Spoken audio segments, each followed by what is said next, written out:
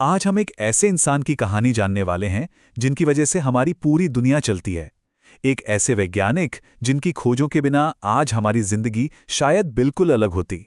तो चलिए Michael Faraday के इस अविश्वसनीय यात्रा को समझते हैं। फैराडे पे आने से पहले एक छोटा सा थॉट एक्सपेरिमेंट करते हैं। जरा सोचिए, अगर अभी इसी पल दुनिया की सारी बिजली चली जाए तो क्या होगा? हमारे ये जो मॉडर्न समाज है ये कैसे काम करेगा? सच में ऐसा लगेगा जैसे दुनिया थम गई है। रातें घुप अंधेरी हो जाएंगी, हमारे फोन, हमारा इंटरनेट सब बंद। ट्रेनें, गाड़ियां, सब कुछ जहां का तहां रुक जाएगा।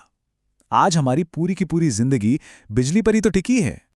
और पता है सबसे हैरान करने वाली बात क्या है? ये कि हमारी ये पूरी मॉडर्न दुनिया, ये सारा सिस्टम असल में एक अकेले इंसान की जिज्ञासा का नतीजा है। एक ऐसा इंसान जिसने दुनिया को देखने का हमारा तरीका ही हमेशा हमेशा के लिए बदल दिया। जी हां, उस व्यक्ति का नाम है माइकल फैराडे।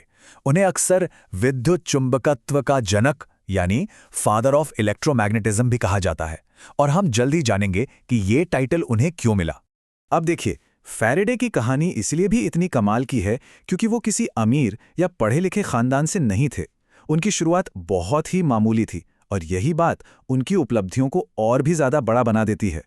सोचिए, फैराडे एक गरीब लोहार के घर पैदा हुए थे। सिर्फ 14 साल की उम्र में उन्हें किताबें बाइंड करने का काम करना पड़ा, लेकिन वहीं किताबों के बीच उन्हें अपना रास्ता मिला। वो खाली समय में विज्ञान की किताबें पढ़ते थे और उस जमाने के मशहूर वैज्ञानिक हम्फ्री डेवी के लेक्चर के इतने जबरदस्त नोट्स बनाए कि डेवी ने उन्हें अपना असिस्टेंट ही रख लिया। बस यहीं से उनकी असाधारण यात्रा की शुरुआत हुई। तो अब आते हैं फैराडे की कहानी के उस सबसे बड़े टर्निंग पॉइंट पर। एक ऐसा पल जिसने न सिर्फ उनकी बल्कि पूरी इंसानियत की किस्मत बदल दी। ये उनकी सबसे बड़ी और सबसे जरूरी खोज थी। वो साल था 1831। यह तारीख साइंस के हिस्ट्री में हमेशा के लिए दर्ज हो गई। इसी साल फैराडे ने दुनिया को वो तोहफा दिया जिसका असर हम आज भी हर एक पल महसूस करते हैं। तो आखिर उन्होंने ऐसा क्या खोज लिया था? बहुत ही सिंपल सी चीज। उन्होंने पाया कि अगर आप एक तार का गोला लें और उसके पास एक चुंबक को हिलाएं तो बस उस तार में बिजली पैदा हो जाती है। सुनने में कितना आसान लगता है ना, लेकिन ये आइडिया उस वक्त के लिए क्रांतिकारी था। उन्होंने असल में मोशन को यानी गति को बिजली में बदलने का तरीका खोज निकाला था। और इसी कमाल की खोज को आज हम जानते हैं फैराडे का प्रेरण का नियम या फैराडेज लॉ ऑफ इंडक्शन के नाम से। ये फिजिक्स का एक बेसिक नियम है कि जब भी आप मैग्नेटिक फील्ड को बदलेंगे तो इलेक्ट्रिक करंट पैदा होगा। यही वो सिद्धांत है जो आज हमारी दुनिया को रोशन कर रहा है। और बस इस एक आइडिया का असर जबरदस्त था। आज जो हम बड़े बड़े इलेक्ट्रिक जनरेटर देखते हैं, जो बड़े बड़े पावर प्लांट्स हैं और जो ट्रांसफॉर्मर बिजली को दूर दूर तक भेजते हैं, ये सब के सब इसी एक सिंपल से सिद्धांत पर काम करते हैं। फैराडे की ये एक खोज एक डोमिनो इफेक्ट की तरह थी। इसने आविष्कारों की एक ऐसी झड़ी लगा दी, एक ऐसी चेन रिएक्शन शुरू कर दी जिसने टेक्नोलॉजी की आग को हवा दे दी। और यहाँ एक बहुत ही मजेदार बात है, फैराडे ने इसका ठीक उल्टा भी कर दिखाया। अगर एक जनरेटर गति को बिजली में बदलता है तो एक मोटर उसी बिजली को वापस गति में बदल देती है।